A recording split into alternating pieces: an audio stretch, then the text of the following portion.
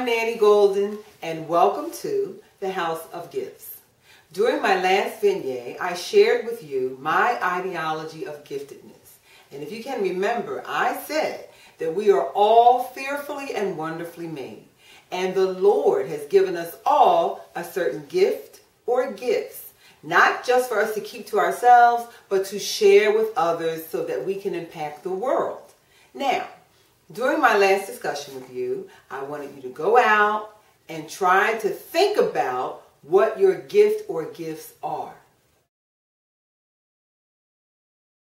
So how did you do? Still having some trouble?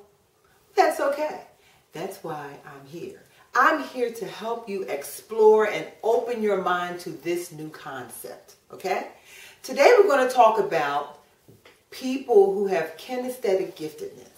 Yes, kinesthetic giftedness. That's a person who's bodily gifted. They are people who can manipulate their bodies, who soar in athletics, who create things with their hands.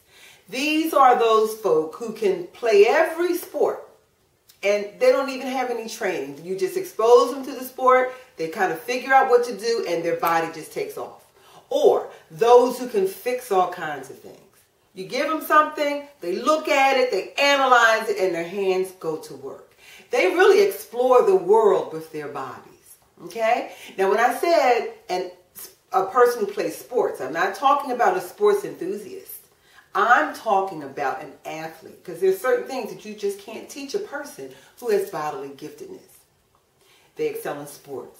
They're good with dance moves. They create things. They put things together. They fix things. And these people are always busy, moving about. Do you know anyone like that? I'm sure you do. And I do as well.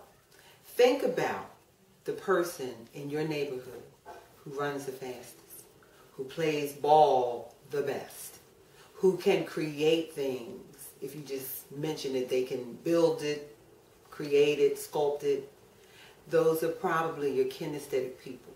Now, I think it's important for you parents to understand that there's a lot of children who sit in class who are bodily kinesthetic, but they don't get the opportunity to utilize their bodies in the way that they were meant to be used, right?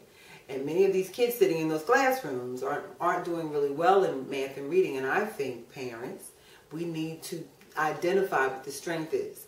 So if you're a bodily kinesthetic kid, then teachers and parents, we need to build from the top down and not from the bottom up. We tend to identify the weaknesses in math and reading and then try to build up. But the weakness, the strength actually is maybe the kinesthetic gift of a child. Identify that as a strength and build down to the weaknesses in math and reading. Make sense?